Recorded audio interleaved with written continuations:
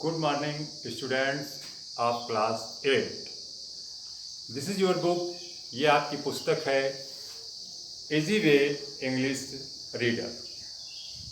कक्षा 8 के लिए इस पुस्तक को साहित्य के रूप में पढ़ाने के लिए दिया गया है और इसका पहला लेसन जो कि दिस इज माई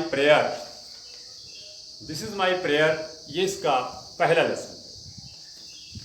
ये एक पोएम है जो कि रविन्द्रनाथ टैगोर, हमारे देश के महान साहित्यकार, कवि, जिन्होंने गीतांजलि जैसी पुस्तक लिखी और उन्हें नोबेल पुरस्कार मिला 1931 में, उन्होंने नोबेल पुरस्कार जीता था।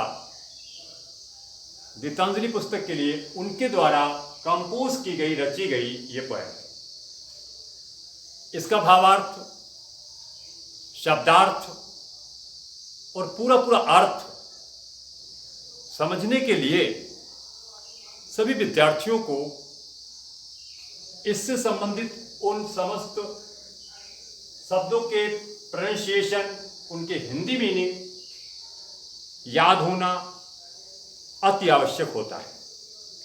तो जो सबसे पहला काम आपको दिया जा रहा है वो आपको अपनी फिर नोटबुक पर यानी कॉपी पर करना है। और वो कार्य क्या है आपको करना है कि लेसन नंबर 1, उसका title this is my prayer, जैसे मैंने लिखा है सेम इन द वे, बिल्कुल उसी प्रकार से 3 कॉलम में डिवाइड करके वर्ड, प्रोनाउंसिएशन और मीनिंग, इन मीनिंगों को लिख लेना है, इनका ये उच्चारण लिख लेना है, इनका ये हिंदी अर्थ लिख लेना है। और उसको लिखने के बाद में सिर्फ लिख करके रख नहीं देना है, अन्यथा हम कल इस पोएम को जब हिंदी अनुवाद में पढ़ाएंगे तो आपको कुछ समझ में नहीं आएगा। इसलिए उन मीनिंग्स को आपको याद भी कर लेना है।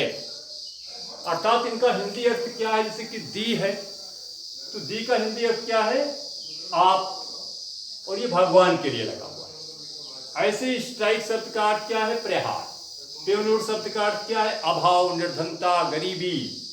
बियर का मतलब बर्दाश्त करना, सहना। फ्रूटफुल का तात्पर्य क्या है, लाभदायक, जो फायदा पहुंचाए। डिसऑन का मतलब क्या होता है, पराया हो गया जो। इंसोलेंट का तात्पर्य क्या है, अपमानित करना, किसी की बेइज्जती करना। माइट माने ताकत, स्ट्रेंथ अर्थात शक्ति। एफिलियंस का मतलब होता है घटिया चीजें, तुच्छ, बेकार, निरर्थक चीजें।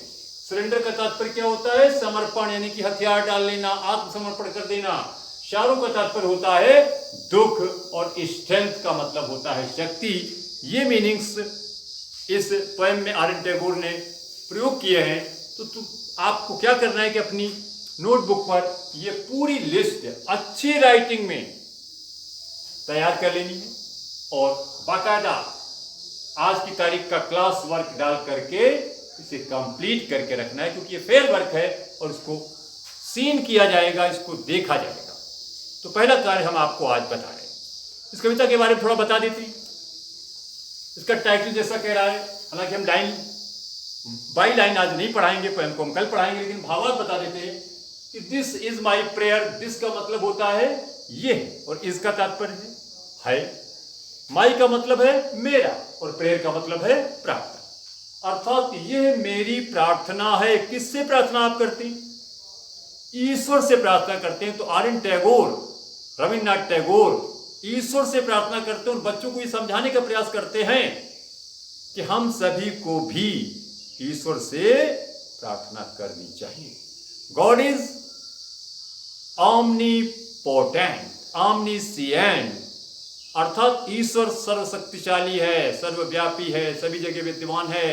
हम उसका कहीं से भी प्रेयर करें उसके पास तक पहुंच जाती है। तो इस कविता में कवि ने ईश्वर के चरणों में अपनी इस वंदना को अर्पित किया हुआ है। वो ईश्वर से इस बात का रिक्वेस्ट करता है, प्रार्थना करता है कि जो जीवन होता है वो पूरी तरीके से सम्मानित जिया जाए, किसी प्रकार का हमें तुच्छता का सामना न करना पड़े। भले हम अभाव में ही क्यों न जिए, लेकिन अपमान का जीवन हमें न जीना पड़े। वो इच्छा करता है ईश्वर से, ये जो कवि की अपनी इच्छा है ये ईश्वर स्वीकार कर ले और उसे पूरा करने के लिए जो वो प्रार्थना करता है उसे भी स्वीकार कर ले। I think, my dear children of class 8 will understand this poem, and I will teach you it tomorrow.